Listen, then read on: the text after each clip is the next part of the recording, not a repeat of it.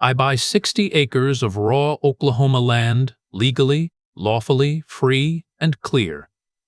And before the ink on the deed is dry, a woman in a bedazzled sun visor is standing at my gate. Perfume cutting through the smell of red clay and diesel, informing me I've made a terrible mistake. Not because I broke a law, not because I touched a single thing that was hers, because my gate cut off the shortcut she'd been using for 15 years to shave 4 minutes off her morning drive to Pilates. 4 minutes. Her name was Delene Moorcraft, president of the Sycamore Ridge HOA. She looked me dead in the eye and said, "I'd encourage you to think very carefully before you make this community unhappy." I set down my tape measure and said, "Gate goes up Friday." And what she didn't know, standing there on my gravel with that smile that assumed I'd fold, was that she'd just picked a fight with someone who'd done every piece of homework. It cost her everything, and I watched it happen from my porch. What would you have done? Drop it in the comments. And where are you watching from? And hit like, subscribed if you'd like to help the channel grow. That little thanks button down below means a lot. My name is Garrett Wolf. I'm 51 years old. I drive a truck with a cracked dashboard that I refuse to fix because it reminds me of every hard mile I've put on it. And for the better part of 2 decades, I worked as a site supervisor for a regional pipeline contractor out of Tulsa, Oklahoma. Long weeks, longer absences, a marriage that didn't survive the 3rd extended project in North Dakota. After the divorce was finalized, I took the settlement, liquidated my 401k penalty-free under a QDRO provision, and made myself a promise. I was going to buy land. Real land. Not a quarter-acre subdivision box with a postage stamp yard and an HOA telling me what color my mailbox could be. Land where I could breathe without somebody's Ring camera watching me inhale. I'd been searching for 2 years when I found the Kavanaugh parcel. 62 acres of eastern Oklahoma hill country, sitting just outside the Sycamore Ridge master-planned community like an island in somebody else's moat. It had a seasonal creek running along the south edge, a stand of post oaks so thick the sunlight hit them like stained glass in the late afternoon, and a gravel road easement off County Road 7 that gave me legal access without touching a single inch of HOA-governed property. The previous owner, old Walt Kavanaugh, had run cattle on part of it and basically ignored the rest. It smelled like red clay and wild onion after rain. That sharp, clean smell that reaches all the way back into your childhood if you grew up anywhere near Oklahoma soil. I closed in March, paid $4,100 an acre, slightly above county average for the terrain, and every cent of it felt like the most sensible money I'd ever spent. I started weekend camping on the property, while I drew up plans for a modest barn dominium, steel frame, spray foam insulation, big covered porch facing east so I could drink coffee and watch the sun come up without a single HOA rule about porch furniture. Then I met Delphine Moorcraft. She drove a pearl white Escalade with a Sycamore Ridge HOA magnet on the door, the kind of detail that tells you everything you need to know about a person. She pulled up to the gap in my fence line on a Saturday morning while I was measuring for a gate post, stepped out in pressed khaki slacks and those bedazzled visor sunglasses, and informed me, not asked, informed, that she and several other residents used the gap in the old fence to cut across the corner of the Kavanaugh parcel to reach Sycamore Ridge's back entrance. She said they'd been doing it for years. She said Walt had never had a problem with it. She said it was basically an informal easement at this point. I set down my tape measure. The gravel crunched under my boots as I turned to face her. "It's not an easement," I said. "It's trespassing, and I'm putting a gate up."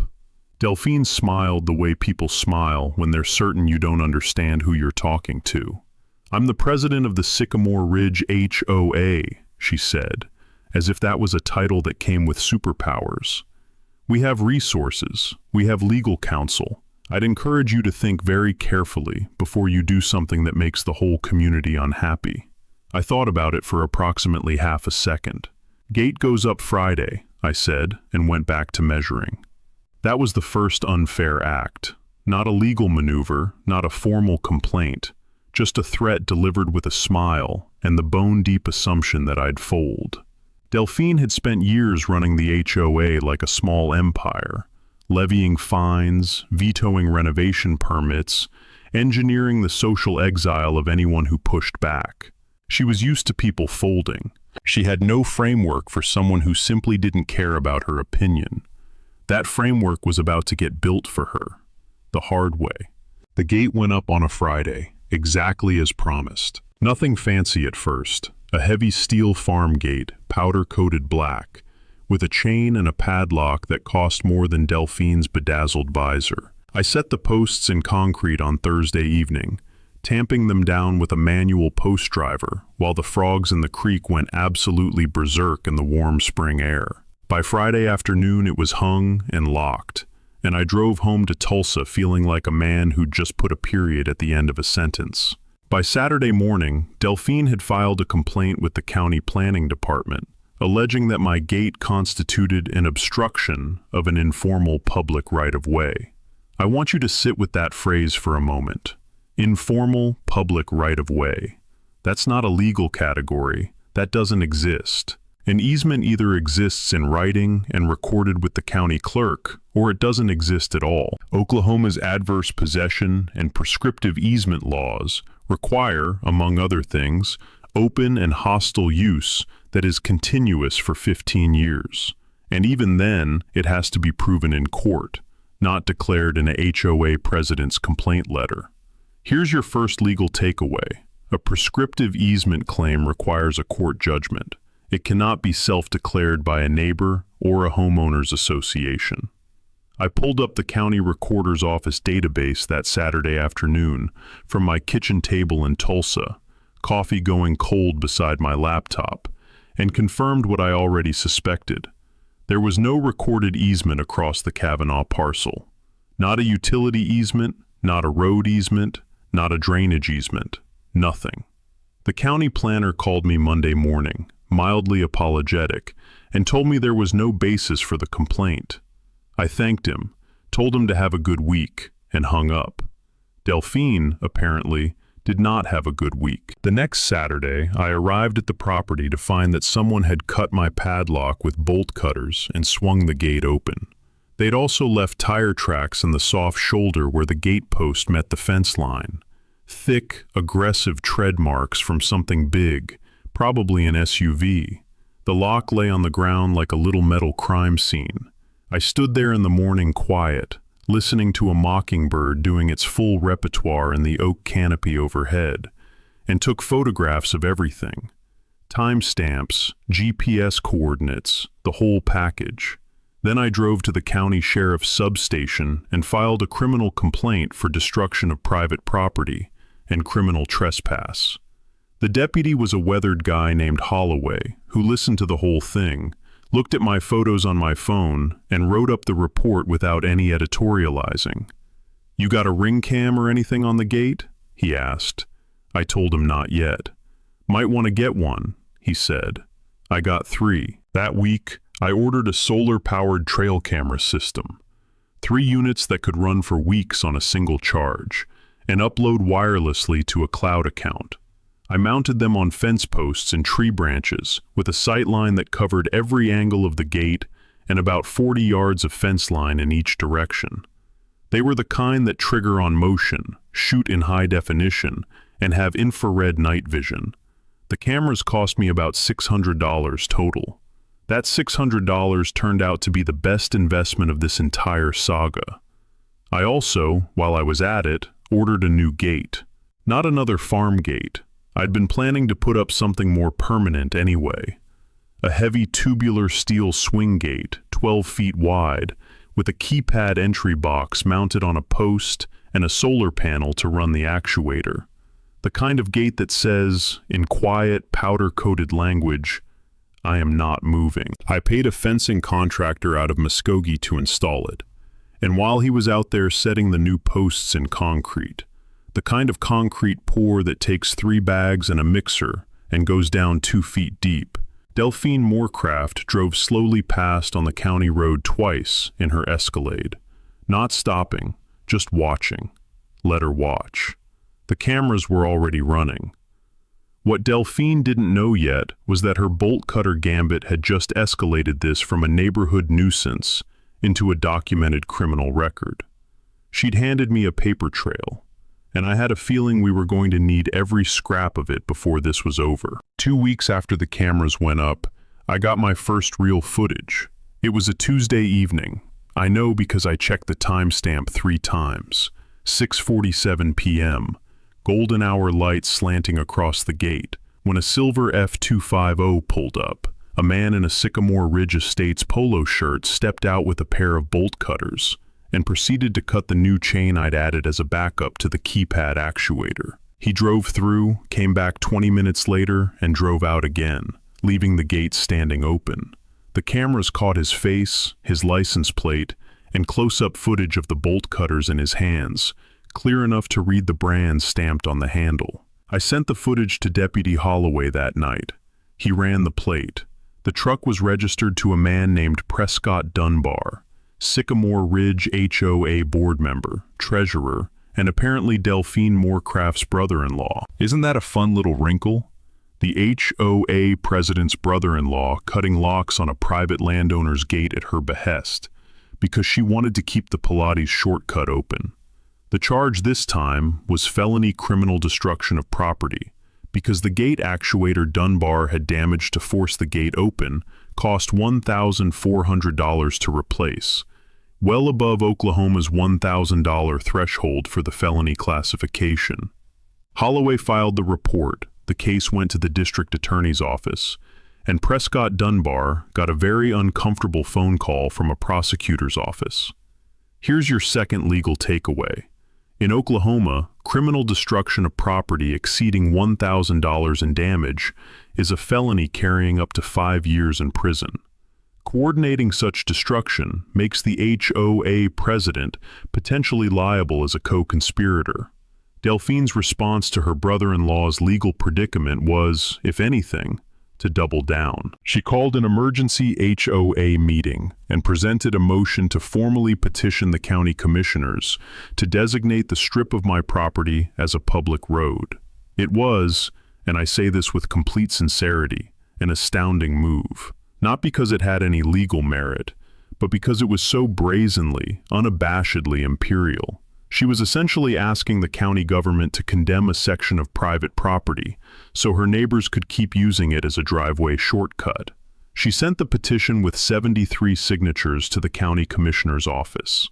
I got wind of this through a neighbor of mine, a retired land surveyor named Elton Briggs, who had his own history with Delphine and had been watching this drama unfold with what I can only describe as quiet, satisfied attention. Elton called me on a Wednesday morning, voice as dry as creek gravel in August.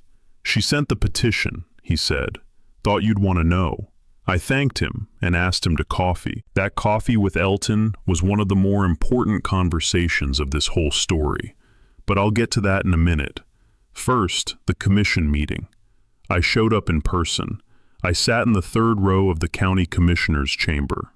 Wood paneling, fluorescent lights, the particular institutional smell of carpet that hasn't been replaced since 1994, and I waited while Delphine presented her petition with the calm authority of someone who assumed the room would simply agree with her. She talked about community connectivity, about safety, about children walking home from school, which was a creative fiction since the shortcut crossed a working ranch property, and no child had ever walked it. When it was my turn, I stood up, stated my name, stated my parcel number, and laid 3 things on the table: a certified copy of my deed, a certified abstract of title showing no easements, and a letter from the Oklahoma Department of Transportation confirming that county roads are designated by the commissioners themselves, and no formal designation process for my parcel had ever been initiated. Then I sat down. The commission voted 3-0 not to pursue the petition. The chair thanked everyone for their time. Delphine left the meeting without speaking to me, But I noticed the set of her jaw, tight and forward, like a woman recalculating. She wasn't done. I could feel it the way you feel a change in barometric pressure before a storm. Nothing visible yet, just a heaviness in the air and the birds going quiet in the trees. Something bigger was coming. I just didn't know yet how much bigger. Delphine's next move was social, and it was ugly. She started a private Facebook group for Sycamore Ridge residents and began posting about me. Not by name at first, she was careful about that, but with enough detail that everyone knew exactly who she was talking about. The new property owner on the north edge, the outsider who doesn't understand community values. She posted about how my barn-dominium plans would bring industrial aesthetic to the viewshed. She circulated a rumor that I was planning to run a commercial trucking operation from my property. She even, at one point, suggested I was dumping waste into the creek, a completely fabricated claim that she dressed up with vague references to discoloration she claimed to have observed. I want to be clear, I had not touched the creek. I hadn't even put a culvert in yet. The creek ran exactly as it had under Walt Cavanaugh's ownership. Clean, seasonal, smelling faintly of algae and limestone in the hot months, swelling brown and fast after hard rain. The only thing near the creek was a trail camera on a fence post, but the posts spread. People shared them. Suddenly I was getting cold looks at the county co-op when I went in for fencing supplies. A woman at the hardware store in Tahlequah told me flatly she'd heard I was trouble. The rumor machine was running, and Delphine was its engineer. I documented every post I could screenshot. I had a friend, a former co-worker who now worked in digital forensics for an insurance firm, help me preserve the metadata on the screenshots, timestamping and archiving them in a format that would be admissible if it ever came to that. Then she went further. She contacted my employer. At the time, I was doing part-time consulting work for a pipeline infrastructure firm back in Tulsa, helping them with site assessment reports. Delphine somehow found the firm's contact information. It wasn't hard. I had it on a professional LinkedIn profile and sent them a letter. In the letter, she described me as a litigious and unstable individual who was engaged in an ongoing property dispute that reflected poor professional judgment. She CC'd the firm's HR director. My consulting contract was not terminated, but I got a call from the partner I worked with, a methodical man named Croft, who read me the letter over the phone in a flat voice and then said, "I assume this is from someone with a personal grudge?" I said yes. He said, "All right, just wanted you to know it came in." That was the end of it from his end. But from my end, it was the beginning of something new, because contacting someone's employer with false statements designed to damage their professional reputation is defamation. Specifically, defamation per se, the kind that courts take seriously because the harm to professional standing is presumed, rather than having to be proven dollar by dollar. I called the Tulsa attorney who specialized in civil litigation. Her name was Vashti Okafor, and within 10 minutes of hearing the story, she was very interested in what we had. "You've got the Facebook posts," she asked. "Archived and metadata preserved," I told her. "The letter to your employer?" "My client has a copy. I have photos of it. The criminal trespass documentation, the gate damage, deputy sheriff's reports, DA file numbers, the whole thing." There was a pause on the line, and I could almost hear Vashti mentally organizing a filing cabinet. "Mr. Wolf," she said, "this woman has been building your case for you." That's the moment I realized I wasn't just defending a gate anymore. I was accumulating leverage. Every move Delphine made, every petition, every post, every letter to my employer, was another brick in a wall that was eventually going to fall on her. She thought she was putting pressure on me. She was actually building my evidence base, document by document, platform by platform, with the diligence of a woman who genuinely believed she was untouchable. She was not untouchable. But there was something else, something I hadn't found yet, something that would change the entire power dynamic of this situation, not just legally, but financially, in a way that would leave Delphine with absolutely nowhere left to run. And I was about to find it, in the last place I expected. Remember Elton Briggs, the retired land surveyor who tipped me off about the petition? Our coffee meeting turned into a 2-hour conversation at a diner in Wagoner, over eggs and black coffee, and the kind of frank talk you only get from someone with nothing left to prove. Elton had surveyed parcels all over this county for 31 years. He'd retired 3 years ago when his knees gave out, but he still kept meticulous records, field notebooks, plat drawings, deed research going back decades. He'd surveyed the Sycamore Ridge Master Plan development when it was first platted in 2003, and he'd surveyed the Kavanaugh parcel twice, once in 1997 when Walt bought it, and once in 2008 for a boundary dispute with an adjacent landowner. "There's something you should know about Sycamore Ridge," Elton said, cutting a piece of sausage with the precision of a man who'd spent his career dealing in exact measurements. Something about their stormwater easements. He pulled out a folded copy of the Sycamore Ridge plat from an accordion folder he'd brought to the diner, the kind of preparation that told me he'd been waiting for this conversation. He smoothed it flat on the table between our coffee cups and pointed to a thin hatched line along the northern edge of the development. "This is a dedicated stormwater drainage easement," he said. "Runs along the back of the HOA's common area fence. The development was required to maintain it as a condition of their original county development permit, issued in 2003, renewed in 2009. I looked at where his finger was pointing. The hatched line, the easement, ran precisely along the boundary of the HOA's property. And on the other side of that line, the Kavanaugh parcel. My land. "The thing is," Elton said, dropping his voice slightly, not for secrecy, but for emphasis, that drainage swale was supposed to be maintained by the HOA to county specifications. Grass-lined, minimum depth, no blockages. It's in their CC and Rs as an obligation, and it hasn't been maintained properly in at least 8 years. He slid a second paper across, a county inspection report from 2019, which he'd pulled from public records. The swale was cited for insufficient depth, vegetation overgrowth, and partial blockage from sediment. The HOA had been given 90 days to correct it. A follow-up inspection from 2020 showed no correction. And then, nothing. No further inspections. The county's environmental compliance department had apparently just let it slide, the way bureaucracies sometimes do when the squeaky wheel stops squeaking. But the requirement was still there, in writing, in the original development permit, in the CC and Rs, and in the county's environmental code. "If that swale blocks up and sends runoff onto your property," Elton said, "you've got a nuisance claim. If it damages the creek, you've potentially got an environmental violation referral to the Oklahoma DEQ.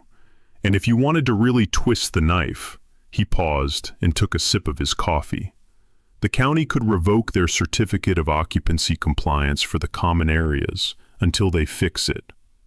I sat back in my chair.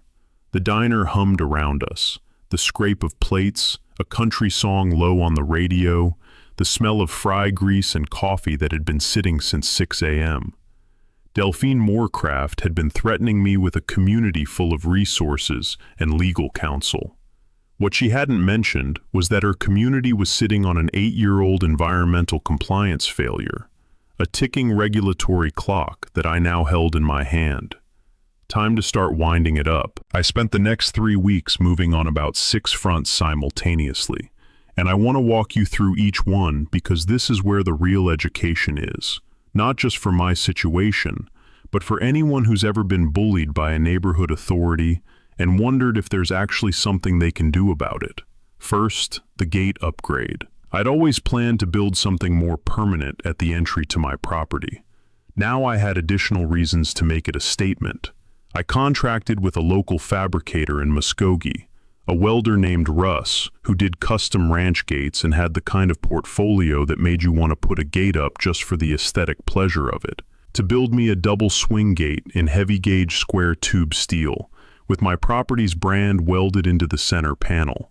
The gate would be 12 feet wide when open, operated by a solar-powered actuator with a keypad, a key fob backup, and a manual deadbolt that you'd need a cutting torch to defeat. The posts went 4 feet into the concrete. The entire assembly weighed over 600 pounds. Russ took 2 weeks to build it, and when it was installed and swung into place for the first time, the sound it made latching shut was deeply, physically satisfying. A solid clunk of steel against steel that said finality. Second, the defamation suit. Vashti Okafor filed a civil complaint against Delphine Moorcraft personally, not the HOA, Delphine specifically, for defamation per se based on the employer letter and the Facebook posts. Here's the key thing Vashti explained about defamation per se. When someone makes false statements of fact that are damaging to your professional reputation, you don't have to prove specific dollar damages. The harm is presumed by law, and punitive damages are on the table. The HOA's general liability policy wouldn't cover Delphine for actions taken in her personal capacity, which meant she'd need her own attorney, her own defense, her own exposure. We served her on a Tuesday morning. Third, the environmental referral. I filed a formal complaint with the Oklahoma Department of Environmental Quality regarding the stormwater drainage swale. I attached Elton's survey notes, the 2019 inspection report, and photographs I'd taken of the overgrown, partially blocked swale from my side of the fence line, completely legally from my own property. The DEQ has jurisdiction over stormwater management under the Clean Water Act's NPDES permitting framework, and a formal complaint triggers a mandatory response protocol. Here's the takeaway. Filing a DEQ complaint costs nothing, is public record, and puts a regulatory body between you and your adversary. Fourth, I contacted the county building and planning department, again, just me and a phone, no attorney needed, to ask whether Sycamore Ridge's Common Area Certificate of Compliance was current. The clerk looked it up. It was not current because the drainage maintenance requirement had never been formally closed out after the 2019 citation. The department issued a notice of continued non-compliance to the HOA. Fifth, and this one required some patience, I began a quiet conversation with 2 other landowners on the north edge of Sycamore Ridge who had their own grievances with Delphine's administration. One was a cattle rancher named Thaddeus Pruitt, a broad, quiet man whose south fence Delphine had pressured the county to cite as an aesthetic violation because she could see it from her back deck. The other was a woman named Bernadette Goss, who ran a small orchard operation and had been denied a roadside stand permit by the county, partly on the basis of an objection letter, later revealed as coordinated, from the HOA. Both of them had documentation. Both of them were tired of being tired of it. We didn't form a committee. We didn't make announcements. We just started sharing information, coordinating our legal timelines, and making sure that when things came to a head, we'd be pulling in the same direction at the same moment. Sixth, I started building the barn-dominium, because through all of this, I had a house to finish, and every weekend I could get out to that property and work, hanging steel, running conduit, pouring the slab for the equipment shed.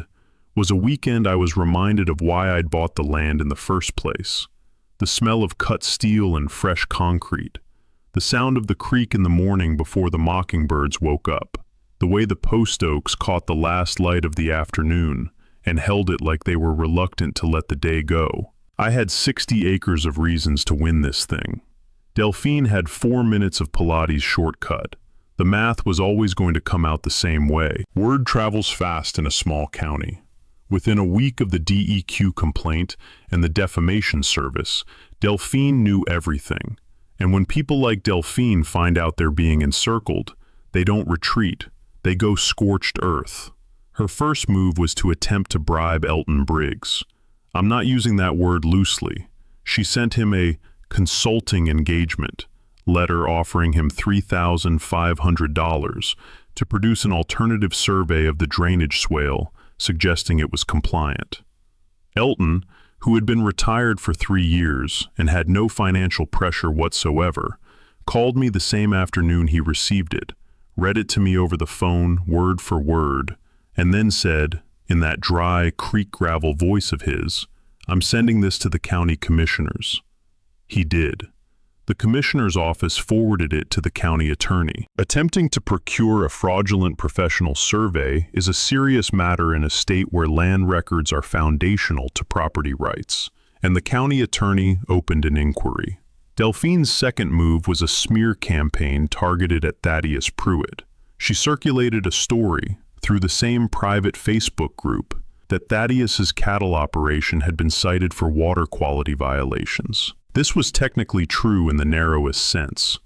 Thaddeus had received a low-level notice from the Oklahoma Agriculture Department about a single cattle pond runoff incident 7 years prior, which had been resolved with no fine and no further action. Delphine presented it as an ongoing pattern of environmental abuse by a negligent rancher. Thaddeus is not a man given to dramatic expression. When I told him about it, he just looked at me for a moment, then looked out at his south pasture, where about 40 head of Angus were grazing in the afternoon haze, and said, "All right." That was it. Just, all right. He called his attorney that evening. Third, Delphine went after the barn-dominium permits. She filed a detailed objection with the county building department, alleging that my planned structure violated rural residential zoning, which it absolutely did not, because my parcel was zoned AG, agricultural, which allows barn-dominiums, accessory structures, and agricultural operations without the residential density restrictions that apply inside the Sycamore Ridge development. Her objection cited specific code sections that simply did not apply to my zoning classification. The building inspector, a practical man named Dermott, called me, explained the situation, and told me my permits were fine. He sounded slightly exhausted, but the delay cost me 2 weeks of contractor scheduling, which cost me real money, rescheduling fees, subcontractor availability gaps. I documented all of it. What Delphine didn't know during all of this was that the DEQ investigation was moving faster than she probably expected. Environmental agencies have a lot on their plates, but a formal complaint with documented evidence, time-stamped photographs, a prior inspection record showing cited violations, GPS coordinates, gives them a ready-made case.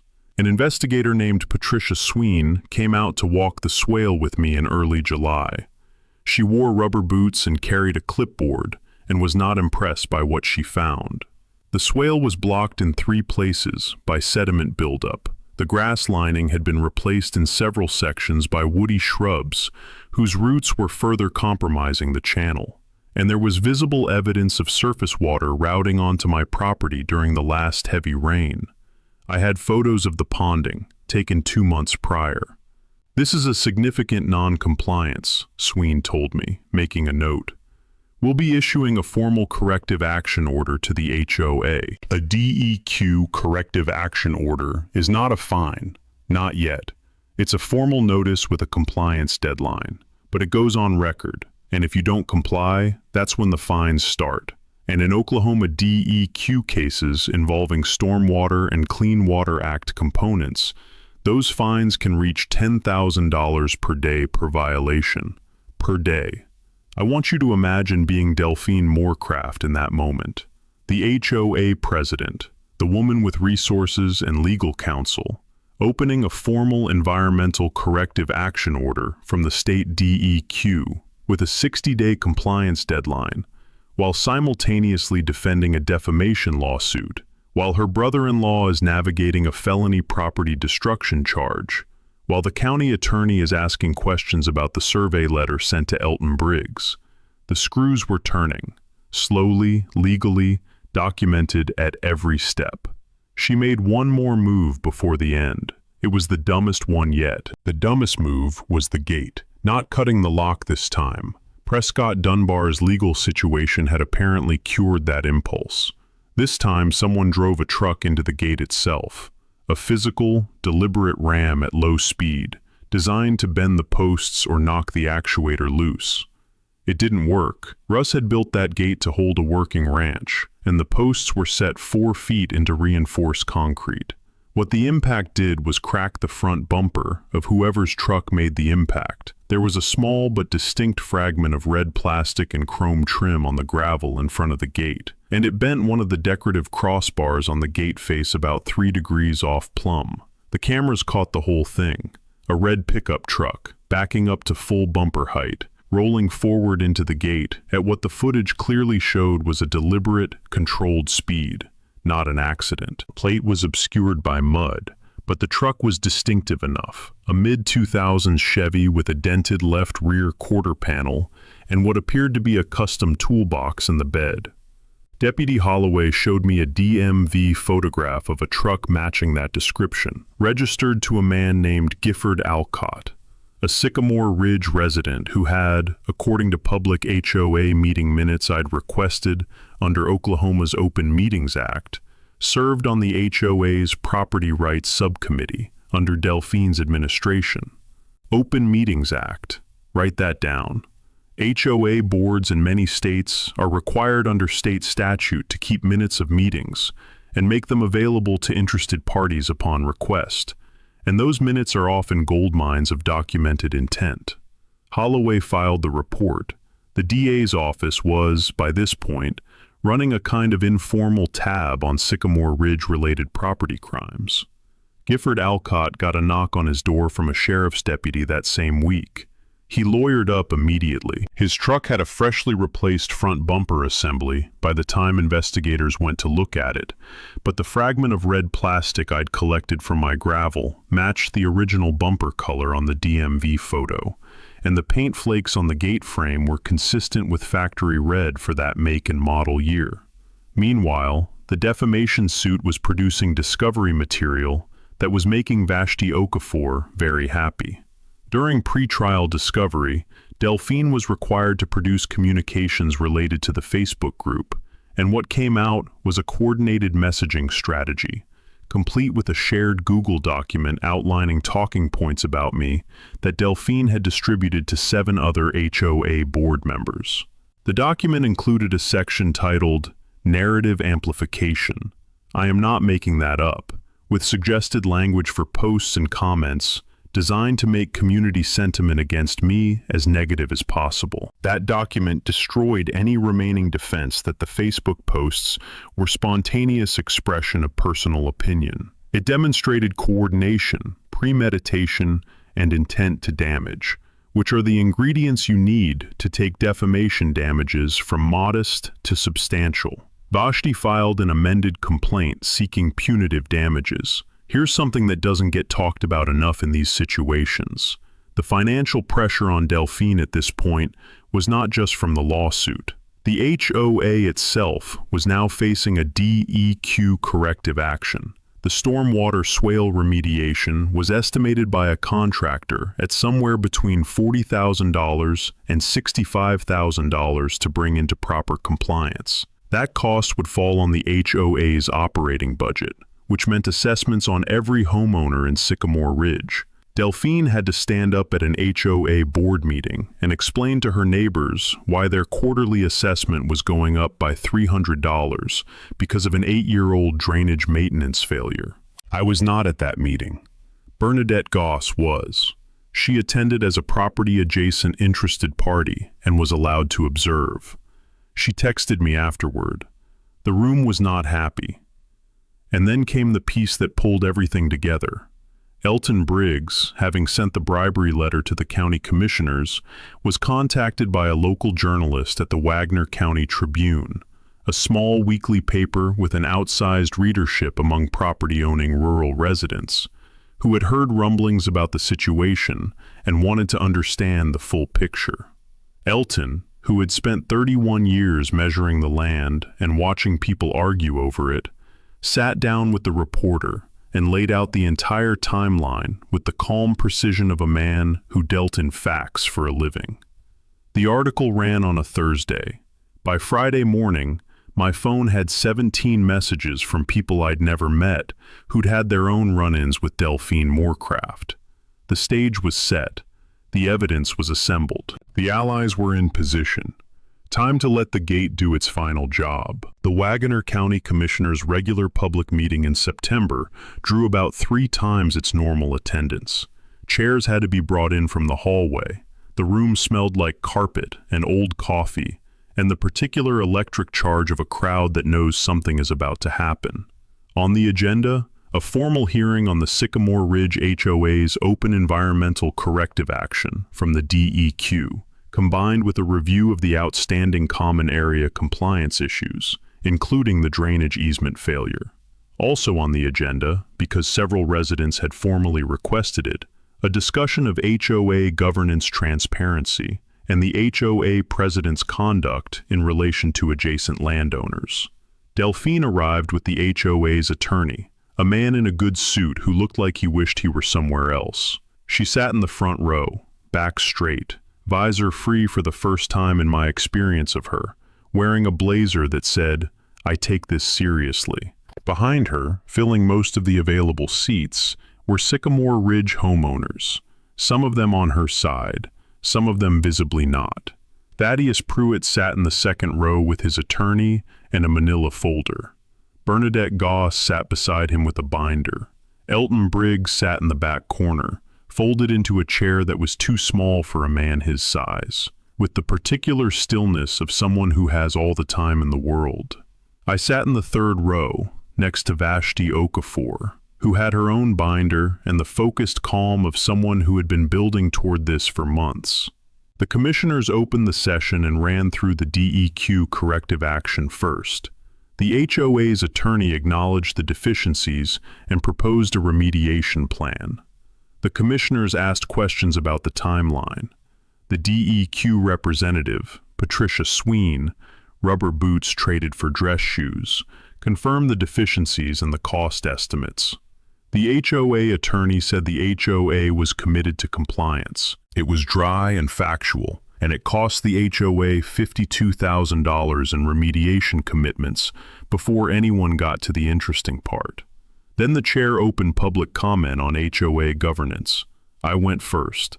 I stood up and gave a 5-minute statement that walked through the timeline from the day I bought the land to the most recent gate damage incident. I didn't editorialize. I didn't raise my voice. I cited dates, case numbers, attorney names, and DEQ file numbers. I referenced the discovery document from the defamation suit, the Narrative Amplification Google Doc, and described its contents. I noted that the defamation suit was pending. I sat down. Vashti presented a summary of the civil case and its current status. Thaddeus spoke about the coordinated false reporting regarding his cattle operation. Bernadette described the roadside stand permit obstruction and the HOA objection letter. Elton Briggs described the survey bribery letter in his precise, unhurried way, like a man reading a land description from a deed. Factual, unarguable, devastating. And then a Sycamore Ridge homeowner named Courtney Albright, someone I'd never met, a woman who'd lived in the development for 9 years, stood up and said that she had received the Narrative Amplification Talking Points document from Delphine via email, had been uncomfortable with it at the time, had kept the email, and was willing to provide it as evidence. There was a silence in the room that had texture to it. You could almost hear people recalibrating. The HOA's attorney leaned over and said something quietly to Delphine. She shook her head. He said something else. She shook her head again. Her jaw was that forward-set angle I recognized from the commissioner's first meeting. But now there was something different in it. Not calculation anymore. Just the last posture of someone who hasn't accepted yet that it's over. The commissioners tabled a motion to request a state HOA oversight review. Oklahoma has a Homeowners Association Act that empowers a state-level review of HOA governance when formal complaints are filed. 3 complaints were filed that evening by 3 different residents right there in the meeting room. Outside, in the parking lot afterward, a local TV camera from a Tulsa news station that had picked up the Tribune story was set up waiting. The reporter asked Delphine for a comment as she walked to her Escalade. She said, "No comment," and got in the car. Then she sat there for approximately 4 minutes. I clocked it absently while talking to Thaddeus, before pulling out of the parking lot. 4 minutes, same as the Pilates shortcut. I didn't say it out loud, but I thought it. And I smiled at the gravel under my boots, and the cool September air, and the way a thing that starts with a gate ends with a parking lot, and a woman who ran out of moves. The defamation suit settled 4 months later. I'm not permitted to disclose the specific dollar amount, but I'll tell you it was enough to fully fund the barn-dominium construction with money left over. Money I immediately redirected, because I'd been thinking about what to do with it since before the settlement was finalized. Prescott Dunbar, Delphine's brother-in-law, pleaded no contest to the felony property destruction charge and received a deferred sentence with restitution and community service.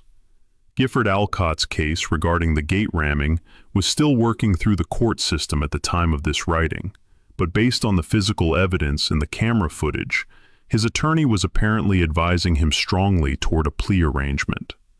Delphine Moorcraft did not seek re-election as HOA president. She announced her decision to step down in a brief email to the Sycamore Ridge community that was, by all accounts, remarkably short on the kind of expansive self-congratulation her previous communications had featured. The HOA elected a new board, which immediately voted to begin the drainage swale remediation on the original DEQ timeline, and to establish a formal governance review process. The county attorney's inquiry into the survey bribery letter concluded with a referral to the State Professional Licensing Board. That process was ongoing. Bernadette Goss got her roadside stand permit. The orchard opened its farm stand on County Road 7 the following spring. Persimmons and peaches and apple cider vinegar and small batch jam in those satisfying squat jars. And on weekends, there was usually a line of cars parked along the shoulder. Thaddeus Pruitt's cattle operation continued without any further interference. Elton Briggs came out to my property twice to help me run the survey pins on the boundary line I shared with the HOA, making sure my fence line was absolutely, indisputably, documented to the inch correct. The barn-dominium is done now. Steel frame, spray foam, big covered porch facing east. I drink my coffee out there on weekend mornings and watch the sun come through the post oaks, that stained glass effect I fell in love with when I first walked the property. The creek runs along the south edge, clean and seasonal, and in the spring, it's loud enough that you can hear it from the porch. The gate at the property entrance is that big custom swing gate that Russ built, with the brand welded into the center panel. And when it latches, it still makes that solid, final clunk of steel against steel. With the remaining settlement funds, I partnered with the Wagner County Rural Schools Foundation to establish a small, annual scholarship for graduating seniors from rural households, pursuing degrees in land surveying, civil engineering, or environmental science. It's not a huge amount, $2,500 a year. But it'll grow as the endowment grows, and it'll put kids from exactly the kind of background I came from into exactly the kind of career where knowing the land and the law that governs it gives you real power. Because here's what I want you to take away from all of this. The most powerful thing in any property dispute is documentation and patience. Document everything, date everything, preserve everything. Know your zoning classification. Know what easements are recorded on your parcel. Know your state's adverse possession and prescriptive easement thresholds. Know that HOA authority stops at the property line and not 1 inch further. And know that a woman in a bedazzled sun visor making threats in a gravel driveway is not a legal proceeding. She's just noise. The land is still there. The gate is still closed. The shortcut is still gone. And somewhere out there, someone is driving 4 extra minutes to Pilates, which is, honestly, probably good for them.